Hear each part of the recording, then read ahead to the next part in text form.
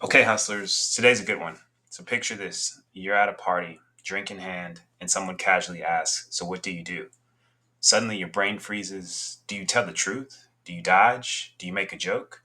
Today I'm giving you the exact lines and strategies to handle these moments, whether it's at a party, a family holiday, or even when you bump into an old coworker. So it always starts with the mindset, right? First you want to reset that frame. Your mind is your home base. Being jobless, you know what I'm going to say, doesn't mean being powerless. You're not unemployed, you're in transition. It sounds corny, it sounds lame, but that mindset shift is the first step to being able to navigate these social circles effectively. People mirror your energy, and if you treat it like it's a crisis, they will too. That means sometimes they may give you the cold shoulder, and you're just wondering, why is the person that I normally talk to giving me the cold shoulder or just not quite giving me good energy? It's because they're mirroring what your energy is bringing out as well. So if you treat it like a chapter, a transition, they'll respect that too. The confidence behind that becomes contagious, and it's the first step in overcoming this sort of challenge. So, really, what do we say? What do you want to say? Normally, when someone asks, there's a couple ways you can approach this, such as you're in between roles, you're focusing on a new skill, name that skill. You're exploring your next move in the industry, right? Whichever industry that may be. Or you can just simply say, I just wrapped up the role and I'm being intentional about what's next. All of these could feel ambiguous and a little dodgy, but the real gist is you're setting yourself up to pivot. It's the moment where you're saying, not enough about myself. How did you get into your field? That shift keeps the conversation flowing and puts the spotlight back on them. It gives you a certain curiosity or appearance of curiosity and helps the transition so it's not an awkward conversation. The flip side of this is what not to say. And there's a multitude of things not to say, but the main focal points is try not to overshare your frustrations, right? You're in a social setting. You don't want to go on a 36-minute rant about how much you hate your boss and hate the company and hate the job system and hate and hate and hate and hate. Again, it goes back to that energy thing. And this isn't a therapy session. You're in a social setting most likely. And reality is you need to be a little bit more mindful of your social setting. Also, when you're thinking about self-deprecation, it's tough, and it's something that will weigh on your mind, but try not to stay too long and self-deprecate when you're just deciding to have these conversations with individuals beyond just a quick joke.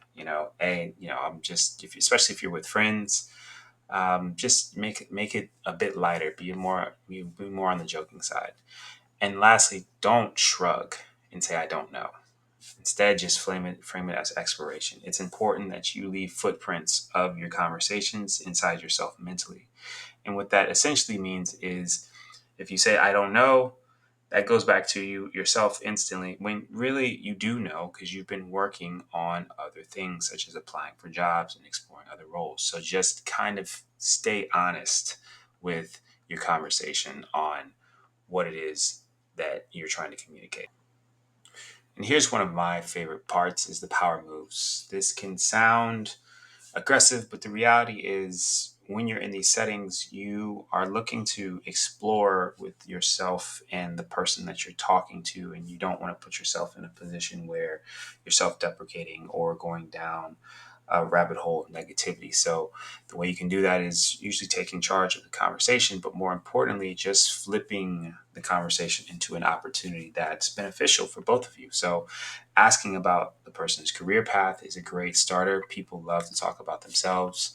Talking about a side project or skill you might be building. Maybe you're doing some gardening. Maybe you've launched a YouTube channel.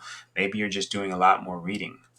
That curiosity, showcasing that you have curiosity and what you've been experimenting, is a little bit eye opening and can widen your social conversation. So it's not so limited to just the job that you previously had. And instead, it starts to explore more of the things that you're currently presently doing.